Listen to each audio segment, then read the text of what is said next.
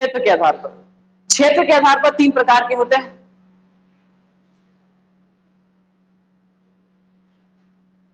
अर्थव्यवस्था के क्षेत्र है ना, के क्षेत्र के आधार पर एक होता है कृषि,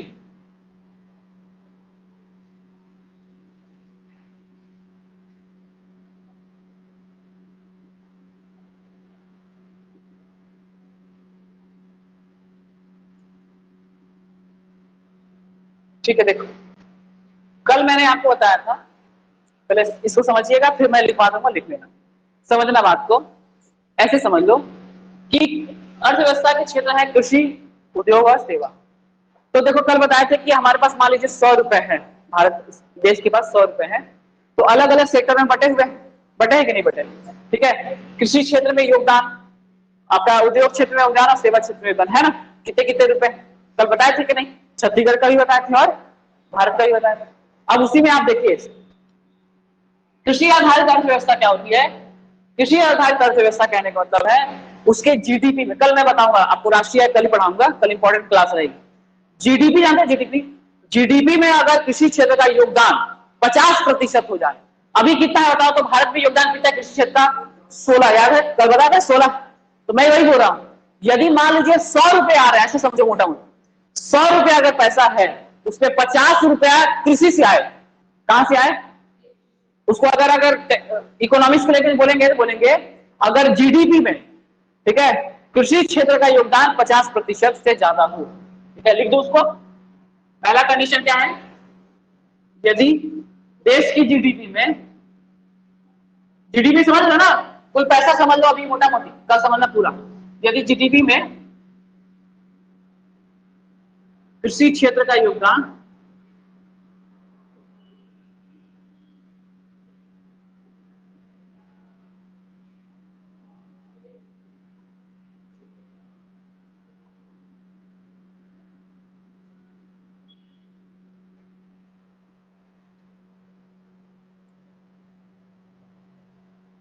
ठीक है। देखो कृषि आधारित अर्थव्यवस्था, यही पॉइंट को याद रखते चले जाना ना, काम बन जाएगा। क्या बोल रहे हैं, यदि किसी देश की जीडीपी में कृषि क्षेत्र का योगदान कितना हो जाए, 50% या उससे अधिक हो जाए, ठीक है। 100 रुपए आ रहे हैं अगर देश के पास, 50 रुपए कहां से आएगा, कृषि। समझ पा रहे हैं, समझ गए ना इतना। और साथ में मैंने अभी नहीं लिखा है, साथ में याद रखें 2 पॉइंट है, 2 पॉइंट, ठीक है, 2 पॉइंट। साथ में ये भी याद रखना है कि किसी क्षेत्र का योगदान 50%, और साथ में याद रखिएगा उसके साथ उसमें जो रोजगार मिलता है ना, रोजगार, ठीक है, आश्रित लोग बोलते हैं, वो भी 50% हो जाए। मान लीजिए आप देखो, समझो हमारे पास कितने रुपए हैं, ऐसे समझ लो, और हमारे पास लोग कितने हैं, मान लो लोग भी कितने हैं, 100 लोग, ऐसे समझ लो। तो 50% या प्लस कहां से आ रहा है पैसा, और ये जो लोग हैं ना, लोग इसमें से 50% लोग जो है यही काम में लगे, खेती कर रहे हैं, तब हम उसको क्या बोलते हैं, कृषि आधारित अर्थव्यवस्था बोलते हैं, ठीक है। समझे इसको, वह उतने ही मात्रा में रोजगार रोजगार प्राप्त होता है। देखो यदि जीडीपी में कृषि क्षेत्र का योगदान कितना है, 50%, और उतने ही मात्रा में अगर वो रोजगार भी दे रहा है, उतना ही मतलब 50% लोग उस पर आश्रित भी है, मात्रा में रोजगार या लोग आश्रित, ऐसे शॉर्ट में लिख दे रहा, आश्रित हो, मतलब समझ पा रहे क्या। एक बार ऐसे समझो ना, मान लीजिए यहाँ इस क्लास में लोग हैं, ठीक है, हमारे पास एग्रीकल्चर से कितना पैसा आ रहा है, 50-60 रुपए आ रहा है, 50 प्लस आ रहा है, और जो ये लोग है ना, ये लोग एग्रीकल्चर ही करके पैसा कमा रहे हैं और कोई बिजनेस नहीं कर रहे। कितने लोग, 50% या ज्यादा, ये दोनों याद रखिए, ठीक है। फिर से बता दे रहा हूं क्या है, यदि किसी जीडीपी में, किसी देश की जीडीपी में एग्रीकल्चर का contribution 50% and more than, plus वहां रहने वाले लोग जो है उनका, अगर वो लोग आश्रित है, 50% से ज्यादा लोग उसी पे आश्रित है, एग्रीकल्चर पर आश्रित है, ठीक है, तो वो अर्थव्यवस्था कृषि आधारित अर्थव्यवस्था कहलाएगी, ठीक है। आगे समझ, आपको बता दूं हमारा एग्रीकल्चर में कंट्रीब्यूशन कितना है, हमारे यहाँ एक क्राइटेरिया पूरा होता है, मगर आज भी जो लोग हैं ना, 50% से ज्यादा लोग एग्रीकल्चर पर ही डिपेंड। एक क्राइटेरिया नहीं है इस पर हमारे एग्रीकल्चर इकोनॉमी नहीं। समझ पाएंगे नहीं? आज हमारे जो लोग हैं ना, लोग जितने लोग हैं ना, अरे सबको नौकरी नहीं मिलता है खलको जी, ठीक है। कई लोग खेती भी करते हैं, समझ रहे हैं? खेती करते हैं तो खेती कितने लोग कर रहे हैं? 100 लोग हैं तो लगभग 50 से ज्यादा लोग खेती कर रहे हैं। समझ लो उसकी इकोनॉमी कैसी है, एग्रीकल्चर। उसको गरीबा देश कहते हैं। कैसा देश कहते हैं? ये गरीब देश का सूचक। किस देश का सूचक?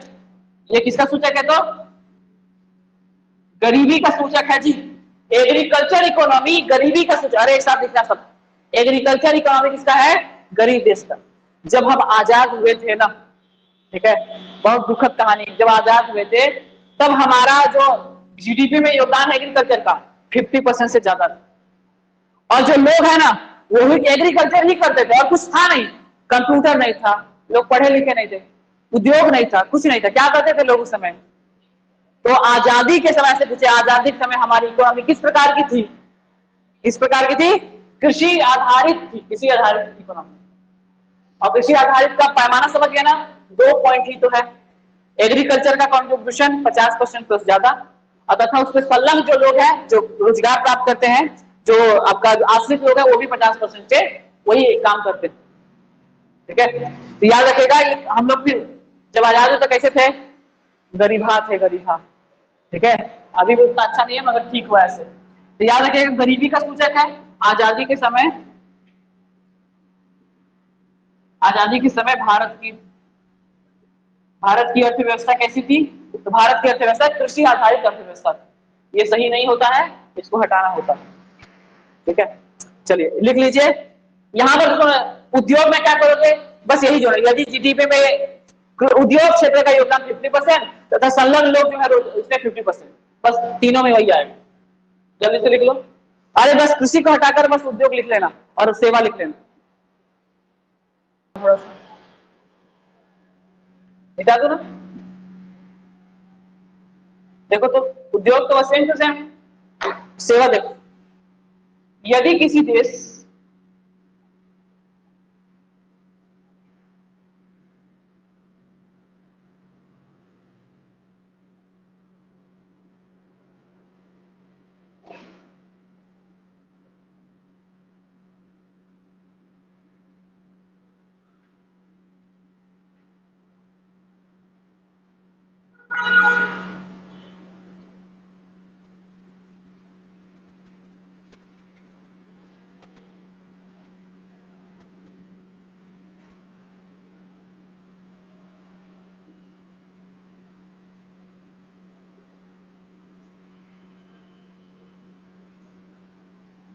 पूरा लिख दिया है। यदि किसी देश की जीडीपी में सेवा क्षेत्र का योगदान कितना हो?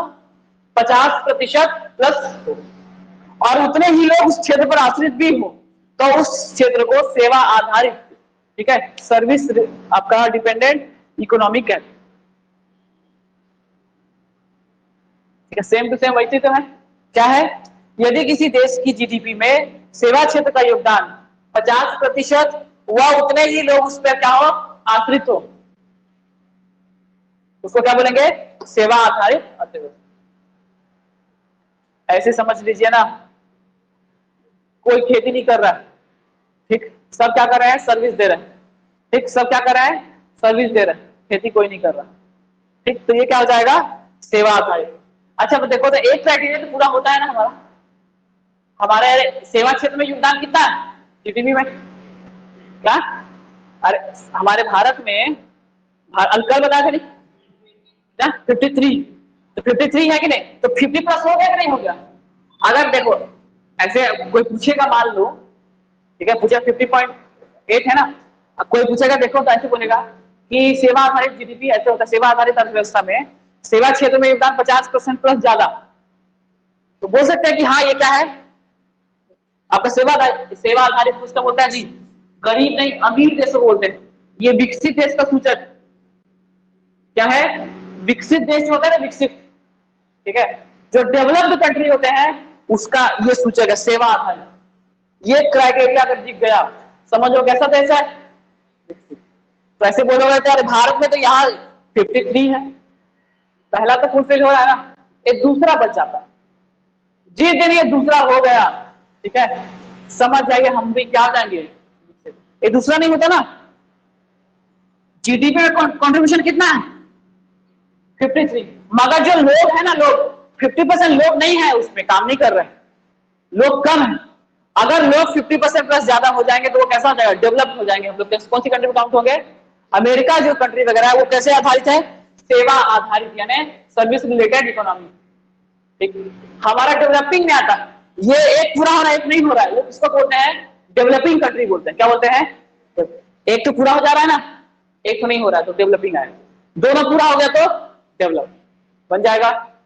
समझ में आया, कृषि आधारित और सेवा आधारित, कृषि गरीब, सेवा अमीर अमीर, और उद्योग बीच वाला। अब उद्योग क्या हो जाएगा, बीच वाला। ठीक है, तो हम लोग कौन से वाले हैं, बीच वाले। ठीक, याद रखिएगा, अरे सब क्राइटेरिया है, कभी पढ़ोगे ना और देखना, अमेरिका का जीडीपी में सेवा क्षेत्र 60%, वहां लोग कितने काम कर रहे हैं, 80% लोग सेवा में ही काम कर रहे हैं, इसका मतलब ये डेवलप। भारत का इकोनॉमी देखोगे, मान लो आगे चल के जब मैं नहीं रहा, पढ़ रहे हो, 60% जीडीपी में योगदान है सर्विस सेक्टर, और लोग 70% काम कर रहे हैं सेवा क्षेत्र। आप आंख मूंदे बोल देना क्या हो जाएगा, ये डेवलप हो गया इंडिया हमारा। ठीक है ना, इस तरह से आपको 3 पढ़ना है, ये क्षेत्र आधारित अर्थव्यवस्था। कौन से आधारित, ठीक है, जल्दी से देखते हैं नेक्स्ट कौन सा है, विकास, ये इंपॉर्टेंट है।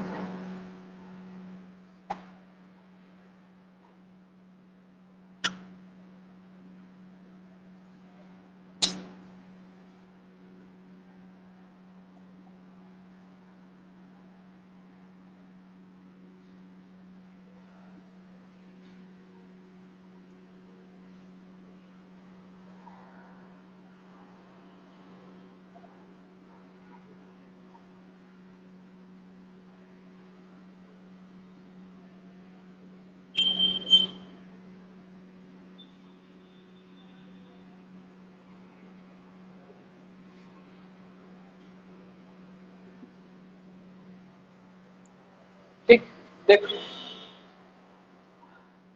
ये अर्थव्यवस्था इस तार वाला, ये थोड़ा सा इंपॉर्टेंट हो जाएगा। विकास की अवधारणा के आधार पर अगर देखें, विकास की अवधारणा यानी कैसे कैसे विकास होते हैं, उस आधार पर 3 प्रकार है। कौन कौन से, अल्प विकसित यानी गरीब समझ लो, अल्प विकसित मतलब गरीब देश, ठीक है, विकासशील मतलब बीच वाले, और विकसित मतलब डेवलप। ठीक, इसका जो मूल्यांकन है ये करता है विश्व बैंक करता है। क्या करता है, याद रखेगा, इस क्षेत्र का क्लासिफिकेशन कौन करता है, वर्ल्ड बैंक करता है। वर्ल्ड बैंक में समझाऊंगा आपको आगे, वर्ल्ड बैंक करता है। आप ऐसे बैंक है, सबसे बड़ा बैंक है, इसलिए क्या बोलते हैं, वर्ल्ड बैंक, न्यूयॉर्क में हेडक्वार्टर। तो वर्ल्ड बैंक इसका निर्धारण करता है। ओके, कौन करेगा निर्धारण इसका, वर्ल्ड बैंक। तो वर्ल्ड बैंक करेगा, और किसके आधार पर करेगा, याद रखिएगा, प्रति व्यक्ति आय के आधार पर। किसके आधार पर,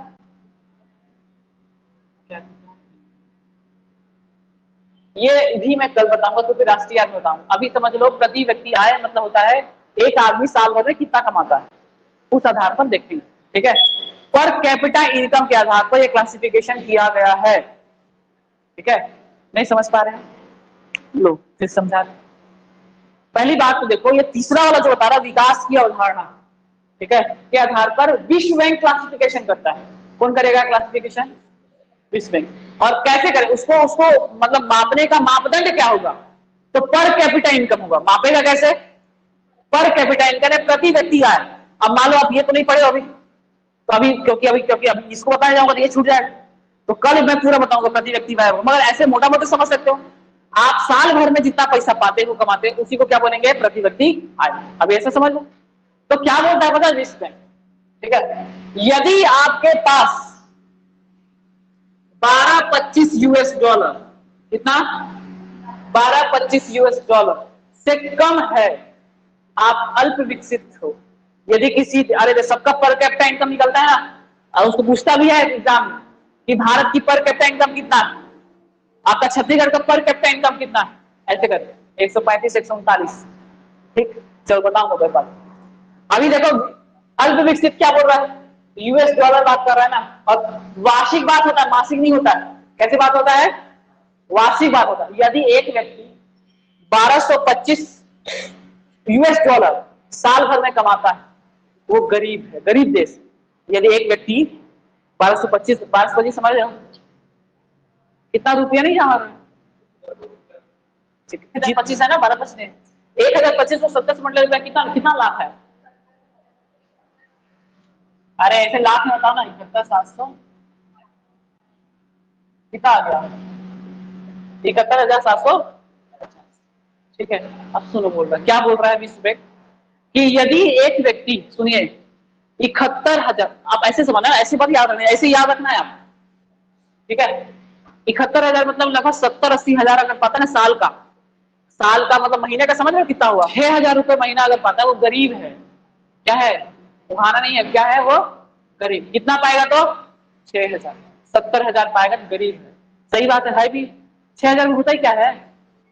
ठीक है, गरीब है ना, तो 6,000 ये है। तो याद रखिएगा उसको अल्प विकसित बोलते हैं। जितने अफ्रीकी देश है, युगांडा, सुगांडा, माली, आपका साउथ सुडान, ठीक है, अफ्रीकी देश, वो सब क्या है आपका? अल्प विकसित है। 1,025 से कम क्या हो जाएगा? अरे ये डेटा याद रखना पड़ेगा ना, ठीक है। 1,025 यूएस डॉलर से कम होगा तो क्या कहलाएगा? अल्प विकसित कहलाएगा। उसके बाद विकासशील किसको बोलते हैं? डेवलपिंग किसको बोलेंगे? ठीक है, डेवलपिंग। तो डेवलपिंग को दो भागों में बांट दो, निम्न विकासशील, देखो विकासशील है ना, तो निम्न वाला, निम्न स्तर डेवलपिंग, विकासशील और उच्च स्तर डेवलपिंग। अरे बोलते तीन ही है, इसको बस दो भाग में बांटा हूं, निम्न विकासशील और ये आपका उच्च विकास, ठीक है।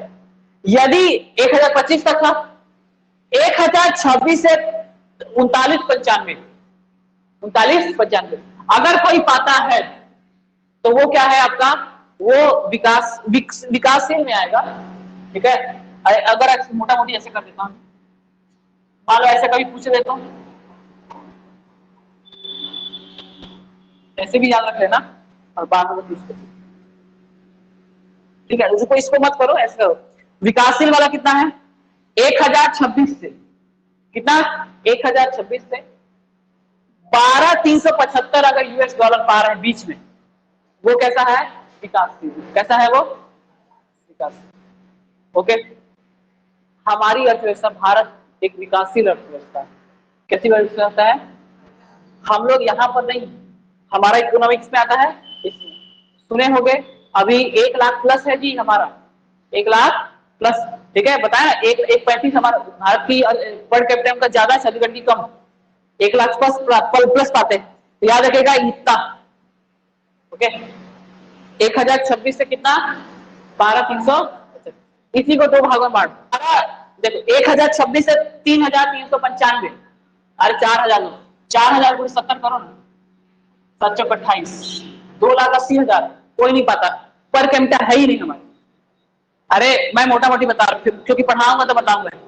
भारत की पर कैपिटा इनकम 1,35, ठीक है। 1,35 कहने का मतलब है लगभग 1,35,40,000 के आसपास, और हमारी छत्तीसगढ़ की पता है और गरीब है, ठीक है।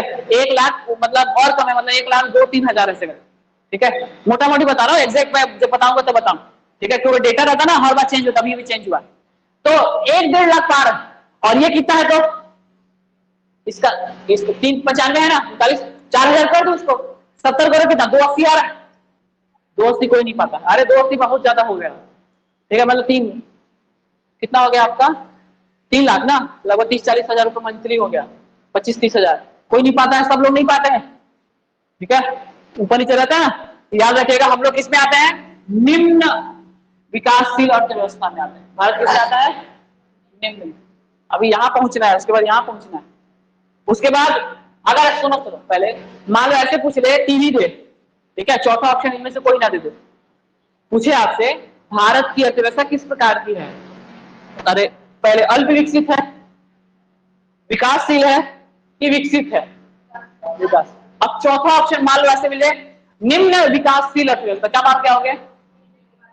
समझ गया ना। उसके बाद उच्च विकासशील 1396 से 12,375 यूएस डॉलर है सर, तो ये क्या होगा? उच्च विकासशील। और उसके बाद क्या आ जाएगा आपका? विकसित। चाइना है इसका उच्च विकासशील, और ये यूएसए वगैरह। जोड़ो तो इसको, 12,376 जोड़ लो, कितना होता है? 12,376 यूएस डॉलर 70 कर लेना, ठीक है। तो आपको पता चल जाएगा पर कैपिटा इनकम। तो ये विकसित विकसित अर्थव्यवस्था, ये याद रखिएगा थोड़ा सा डेटा को, हर साल जुलाई में चेंज होता है, तो ये जुलाई तक ही काम आएगा, उसके बाद चेंज, उसके बाद मैं नहीं जानता, आप अपडेट कर लें, ठीक है। तो इसलिए जहां लिखते हो ना वहां हमेशा 2 लाइन इकोनॉमिक्स में छोड़ के रखना अपडेट करने के लिए, ओके। क्या चीज नहीं, इसमें पर कैपिटा इनकम देखा जाता है, हाँ बस, इसीलिए तो पर कैपिटा इनकम होता है। स्वास्थ्य और शिक्षा को जोड़ दोगे तो वो ह्यूमन इंडेक्स आ जाएगा, ठीक है। विकास मतलब विकास सूचकांक आ जाएगा, मानव विकास सूचकांक, ठीक है, वो अलग अलग सूचकांक होते हैं। तो चलो ये विकास की अवधारणा समझ में आई। लास्ट देखिए, शेष विश्व की उपलब्धता के आधार पर, इसको मैं डिटेल से बताऊंगा। एक होती है खुली अर्थव्यवस्था, कौन सी खुली, और एक होती है बंद अर्थव्यवस्था, ठीक है। खुली अर्थव्यवस्था देखिए तो चलो बंद पहले देख लो।